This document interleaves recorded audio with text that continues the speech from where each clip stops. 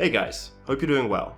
So the smartphone keeps on getting smarter every year with new tech, new features, new functionality and so on. But we don't always gain, sometimes we lose, and that's what we're taking a look at today. 5 useful features that no longer exist in smartphones. Now, to be clear, I'm not saying that there are 0 smartphones today with these features. I'm just saying that it's becoming more and more rare to see these features in the most popular flagship phones. First up is the IR Blaster. Now, this was a really useful feature that allowed you to basically use your phone as a universal remote to control electronic devices in your home, like your TV, your set-top box, or your home stereo. It still exists on some Chinese smartphones, but companies like Samsung and many others have ditched this technology altogether. Now, the main reason this has gone out of fashion is because Wi-Fi has become the standard form of communication between smart devices, and more of your electronics are connected to your home network, which eliminates the need for IR.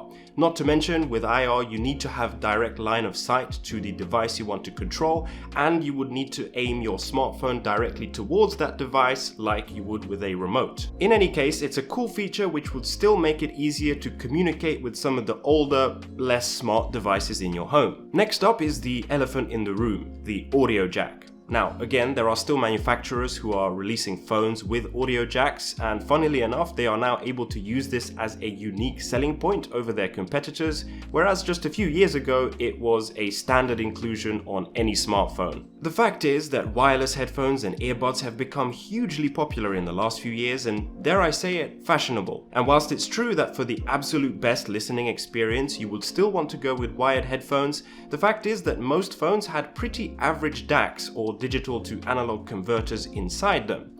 Plus, if you're really that serious about your music, you would probably have a dedicated music player anyway. Of course, Apple, Samsung and many others have started making their own wireless headphones and earbuds which they want to sell, so forcing customers into the wireless ecosystem is another reason for getting rid of the audio jack.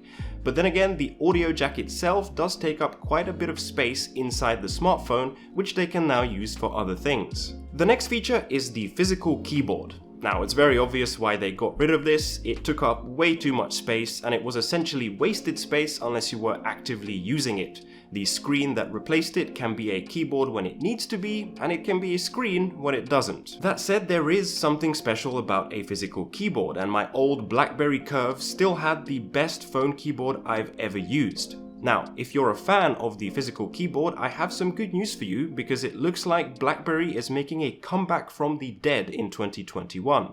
They've been working together with Foxconn and they plan to launch a brand new 5G phone with a physical keyboard and high-end cameras. The next feature is the removable battery. Now, this really has all but disappeared from smartphones, especially from high-end devices. Now, Samsung and LG did hold on for a long time with their removable batteries, but they too switched to unibody designs several years ago. The water and dust resistance ratings, which have pretty much become industry standard, have played a part in killing the removable battery. It is much easier to design a water-resistant phone that is in a sealed design versus one with a removable back cover and battery. Still, it's a feature that I'm sure is missed by many, including myself. Luckily for us, fast charging keeps on getting faster, but it still sucks when your phone dies. No longer can you just pop in a new battery and carry on with your day. The final feature is the dual front-facing speakers. Now, when you think of great speakers on a smartphone, you probably think of HTC, and rightly so, because they basically single-handedly introduced this trend with the HTC One M7 back in 2013. Most phone speakers these days are downwards facing, and honestly, most of them suck. So why did this one die? I'm not sure. It could be because some of the biggest players like Apple and Samsung never jumped on this trend in the first place. It could also be because even though people would really appreciate great sounding phone speakers, it was never a deal breaker for most people.